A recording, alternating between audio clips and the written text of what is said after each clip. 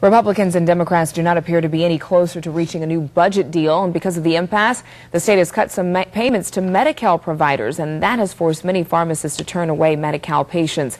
KCRA 3's Brian Hickey is live at the state capitol, where some pharmacists and patients will stage a protest later this morning. Brian, good morning. Good morning, Adrienne. It'll be a very colorful and fragrant protest out here in the west steps of the Capitol today, as pharmacists from across the state have ordered up more than 500 bouquets of flowers that they will then put on the steps here at the Capitol to as a symbol of the patients that are being hurt by what they call cuts from the governor and the legislature, cuts that are costing the pharmacists money and, in this case, costing patients care.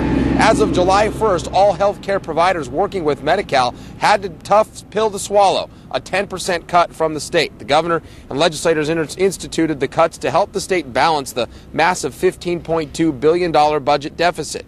Pharmacists are having a tough time now balancing their books, since the cuts are greater than their profit margin. It means they're filling prescriptions and taking a loss by doing it. Independent pharmacies like South Sacramento Leader Pharmacy have continued to help their current customers, but they've also started to turn away new Medi-Cal patients.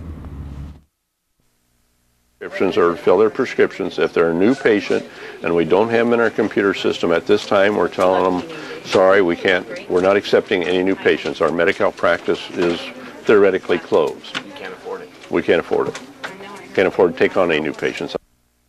And that is a tough call for people who are in the healthcare business, taking care of people. And here's a couple examples. This drug here called Zyprexa, they bill the state $683.65, take off the 10% that they now have to cut off of that. Medi-Cal pays them back $615.28. The cost of the drug for the pharmacy, $643.50. That means they're losing $28.22 every time they fill one of those prescriptions. Another drug, leukemia drugs, cancer drugs, and HIV and AIDS drugs, very expensive drugs. This case, Gleevec, is $6,388 for one patient. Take off the 10%, Medi-Cal pays back $57.50. The pharmacy paid $60.71 for the drug. They're losing $321 every time they fill that prescription. Now, here's one more interesting point here. Frank Cable, the pharmacist that we're talking to, he's actually in some cases given medicine away, and here's why.